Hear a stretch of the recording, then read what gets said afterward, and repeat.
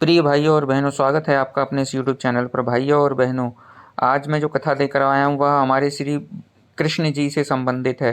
कृष्ण जी की किस प्रकार परीक्षा ली गई उनके गुरु दुर्वासा ऋषि के द्वारा। तो मित्रों, सुनिएगा कि भगवान भी परीक्षा देते हैं और किस प्रकार की ये उनकी परीक्षा रही। बहुत ही रोचक कथा है मित्रों, ज़रूर सुनिएगा।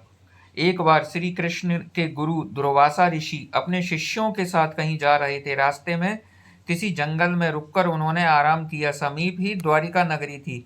दुर्वासा ऋषि ने अपने शिष्यों को भेजा कि श्री कृष्ण को बुलाकर लाओ। उनके शिष्य द्वारिका गए और द्वारिकाधीश को उनके गुरुदेव के आने का संदेश दिया। संदेश सुनते ही श्री कृष्ण दौड़े दौड़े अपने गुरु के पास आए और उन्हें दंडवत प्रणाम किया। आओ भगत करने के पश्चात श्री कृष्ण ने उनके द्वारिका चलने के लिए विनती की, लेकिन ऋषि दुर्वासा ने चलने से मना कर दिया और कहा कि हम फिर कभी आपके पास आएंगे।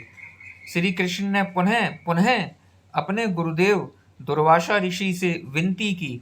तब दुर्वासा ऋषि ने कहा, ठीक है कृष्ण, हम तुम्हारे साथ चलेंगे, पर हम जिस रथ पर जाएंगे उसे घोड़े नहीं खींचेंगे।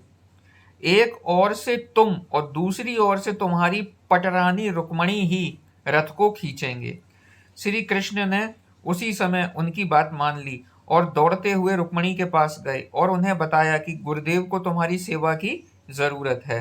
रुक्मणी जी को उन्होंने सारी बात बताने पर वह रुक्मणी जी भी तभी तैयार हो गईं और दोनों गुरुदेव के पास आए और उनसे रथ पर बैठने के लिए विनती की। तब गुरुदेव दुर्वासा ऋषि रथ पर बैठे तो उन्होंने अपने शिष्यों को भी रथ पर बैठने के लिए कहा। श्री कृष्ण जी ने इनकी भी परवाह नहीं की, क्योंकि वे तो जानते थे कि गुरुदेव आज उनकी परीक्षा ले रहे हैं।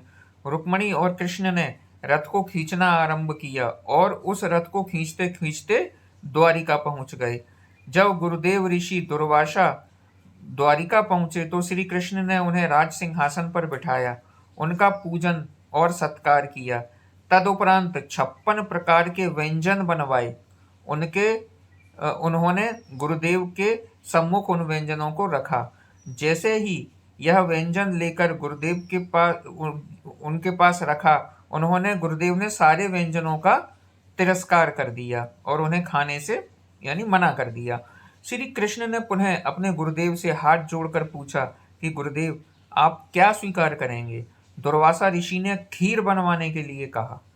कृष्ण ने आज्ञा दी कि खीर बनवाई जाए। खीर बनकर आई। खीर से भरा पतीला दुर्वासा ऋषि के पास पहुंचा। उन्होंने खीर का भोग लगाया। थोड़ी सी खीर का भोग लगाकर उन्होंने श्री कृष्ण को खाने के लिए कहा। उस पतीले में से भगवान श्री कृष्ण ने थोड़ी सी खीर खाई। तब उनके गुरुदेव ऋषि दुर्वासा ने श्री कृष्ण को बाकी खीर, जो बची हुई खीर थी, अपने शरीर पर लगाने की आज्ञा दी। श्री कृष्ण जी ने आज्ञा पाकर खीर को अपने शरीर पर लगाना शुरू कर दिया। मित्रों, यह वह खीर लगाने को दी थी जो दुर्वासा ऋषि ने खाकर छोड़ दी थी। उन्होंने पूरे शरीर पर खीर लगा ली, पर जब पैरों पर लगाने की बारी आई तो श्री कृष्ण ने अपने पैरों पर खीर लगाने से मना कर दिया। श्री कृष्ण जी ने कहा, हे गुरुदेव, यह खीर आपका भोग प्रसाद है। मैं इस भोग को मैं अपने पैरों पर नहीं लगाऊंगा। उनके गुरुदेव श्री कृष्ण से अत्यंत प्रसन्न हुए। उन्होंने कहा, हे वत्स, मैं तुमसे अति प्रसन्न हूँ। तुम हर परीक्षा में सफल रहे। मैं तुम्हें आशीर्वाद देता हूँ कि पूरे शरीर पर तुमने जहां जहां भी खीर लगाई है वह अंग वज्र के समान हो जाएगा। इतिहास साक्षी है कि महाभारत के युद्ध में कोई भी अस्त्र शस्त्र श्री कृष्ण का बाल भी बांका नहीं कर पाया था। इसलिए ठाकुर जी के चरण कमल अति कोमल हैं और उनसे प्रेम करने वाले साधक इस युगल चरण कमलों को अपने हृदय रूपी सिंहासन पर धारण करने के लिए जीवन भर प्रयास करते हैं। तो मित्रों, इस प्रकार हमारे भगवान श्री कृष्ण की परीक्षा उन्हीं के गुरु ऋषि दुर्वासा द्वारा ली गई और वह उस परीक्षा में सफल रहे।